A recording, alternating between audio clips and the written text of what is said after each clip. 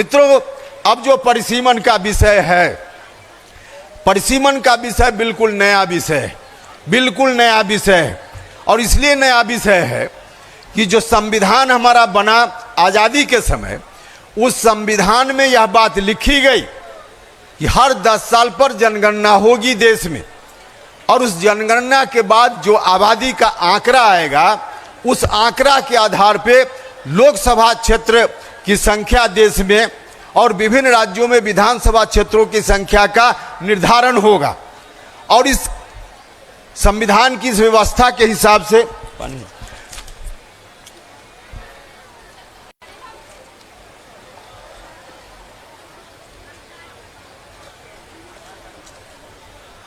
संविधान की इस व्यवस्था के हिसाब से 1951 में आज़ादी के बाद पहली बार जनगणना हुई।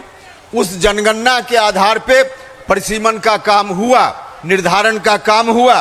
तो पहली बार जो लोकसभा क्षेत्रों की संख्या, जरा गौर से सुनिएगा, लोकसभा क्षेत्रों की संख्या उस समय 494 उस वक्त संख्या तय की गई।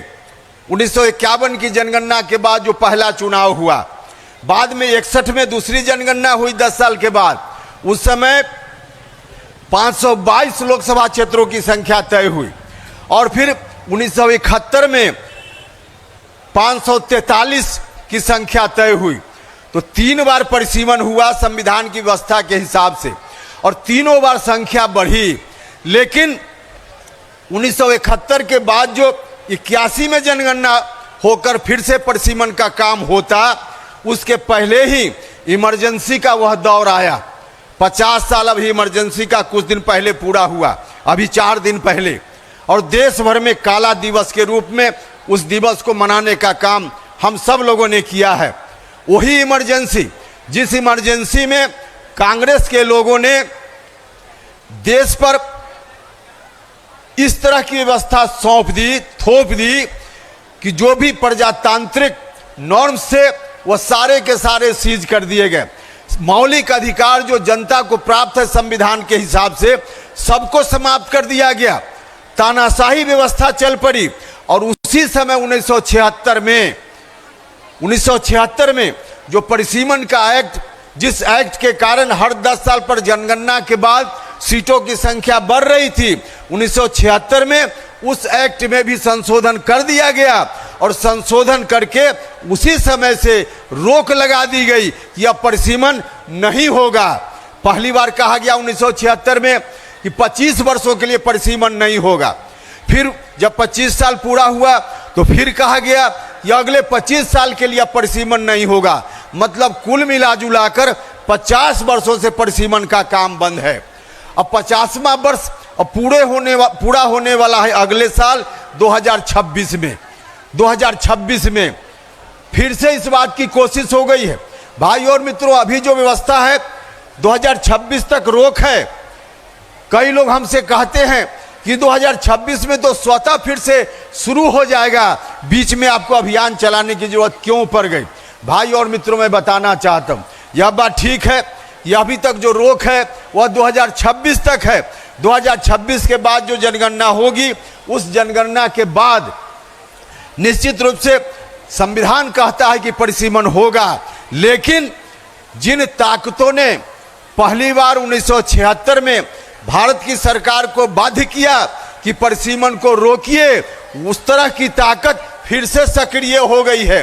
दक्षिण के कुछ राज्य हैं, अभी जो लोकसभा राज्यसभा का सत्र चल रहा था, हर दिन उन राज्यों के मेंबर पार्लियामेंट चाहे किसी पार्टी के हों, परिसीमन आगे नहीं हो, भारत की सरकार इस तरह का निर्णय फिर से ले ले ताकि परिसीमन का काम आगे भी बंद रहे। हर दिन उन लोगों ने मुद्दा बनाने का काम किया। कई राज्य हैं दक्षिण के, उन लोगों ने आपस में मिलकर एक प्लेटफॉर्म बना लिया है। तो विरोध करने वाले लोग देश में जो चाहते हैं कि परिसीमन न हो, सक्रिय हो गए हैं। और इन्हीं लोगों के कारण उस समय परिसीमन का काम बंद हुआ था।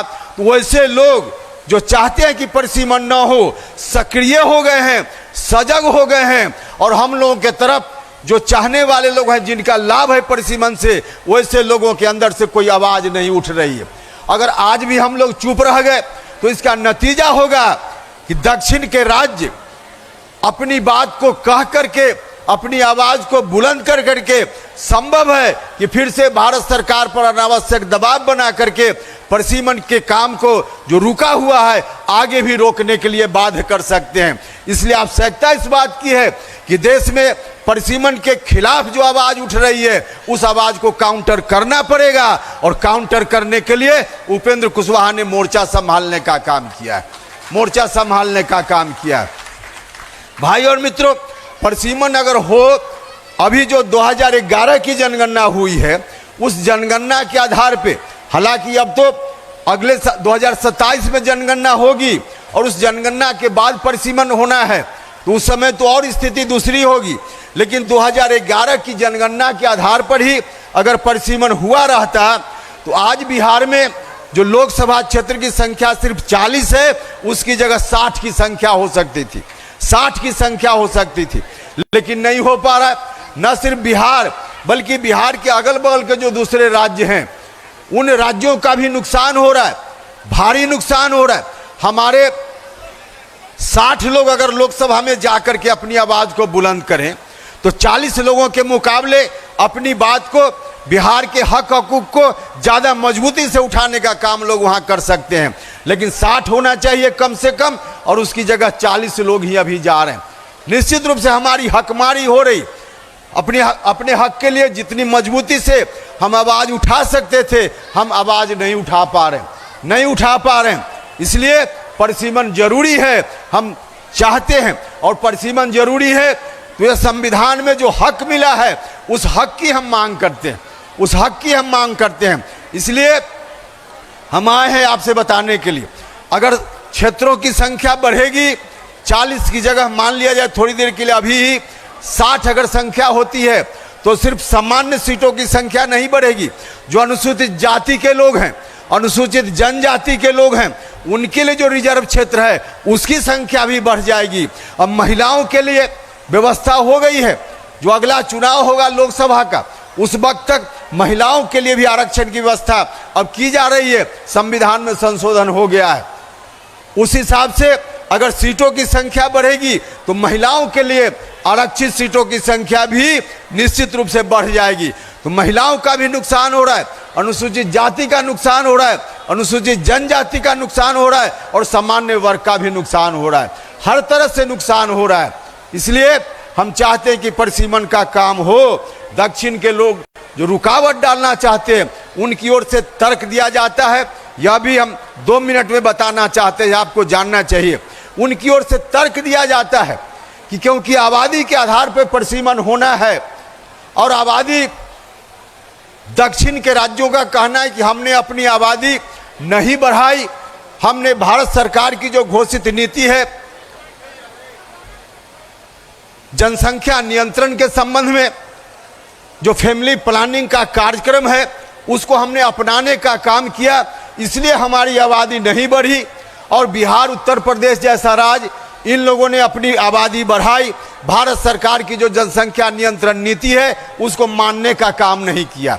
उन लोगों का यह तर्क है, लेकिन मैं आपको बताना चाहता हूं उनका यह तर्क सरासर गलत है, दिग्भ्रमित करने वाला तर्क है यह। इस देश में 1881 में पहली बार जनगणना की शुरुआत हुई। 1881 से लेकर देश की आजादी के समय तक लगभग 150 साल, उन 150 सालों में हमारी आबादी नहीं बढ़ी बल्कि पहले से कम हो गई, लेकिन दक्षिण के राज्यों की आबादी उस वक्त काफी बढ़ी। इसलिए कम हुई हमारी आबादी कि अंग्रेजों के शोषण के सबसे ज्यादा शिकार हम लोग हुए। अंग्रेजों से लड़ने का काम सबसे ज्यादा हिंदी बेल्ट के राज्यों ने किया, और महामारी के शिकार हम हुए, हम अकाल के शिकार हम हुए, हर तरह से हम शिकार हुए, जिसका नतीजा हुआ कि हमारी आबादी उस वक्त नहीं बढ़ी, लेकिन उनकी आबादी उस समय बहुत बढ़ी, लगभग 3 गुनी आबादी उनकी हो गई। 1881 और देश की आजादी के समय का हम आंकड़ा ले तब तो उनकी आबादी बढ़ी, और उस आबादी का आंकड़ा के रूप में अगर देखना चाहते हैं तो 1881 में देश में जितनी आबादी है उसमें 22% शेयर होता था दक्षिण के राज्यों का, लेकिन आज़ादी के समय यह बढ़कर के 26% उनकी आबादी हो गई, देश की आबादी में उनकी हिस्सेदारी। और 1971 में भी 25% उनकी आबादी, मतलब पहले से उनकी आबादी बढ़ी और हमारी आबादी नहीं बढ़ी। तो हमारी आबादी जब नहीं बढ़ी और उनकी आबादी बढ़ी तो उस समय परिसीमन उनके लिए ठीक था। 1951 में परिसीमन हुआ, उस समय एतराज नहीं। उसके बाद 61 में परिसीमन हुआ तो उनकी ओर से एतराज नहीं, क्योंकि उनकी आबादी ज़्यादा थी, उसका लाभ उनको मिल रहा था। 71 में भी एतराज नहीं क्योंकि उनकी आबादी उस समय बढ़ी हुई थी, उसका लाभ मिल रहा था। जब उनकी आबादी कम होने लगी, हमारी आबादी उस समय कम थी। हाँ ठीक है कि आज हमारी आबादी बढ़ी है, तो आज जब हमारी आबादी बढ़ी है तब उनका एतराज हो रहा है। जब उनकी आबादी बढ़ी थी और उसका लाभ उनको मिला था तब उनको एतराज नहीं था, तब उनको एतराज नहीं था। इसलिए हम कहना चाहते हैं कि उनकी ओर से जो प्रचारित किया जा रहा है, आबादी बढ़ाने का काम कोई भी परिवार यह सोचकर नहीं करता है कि हमारे परिवार में किसी बच्चा का जन्म होगा तो इससे हमारे यहाँ लोकसभा क्षेत्रों की संख्या बढ़ जाएगी, यह मान करके किसी परिवार के सदस्यों, कोई भी व्यक्ति अपने परिवार के सदस्य की संख्या नहीं बढ़ाता है।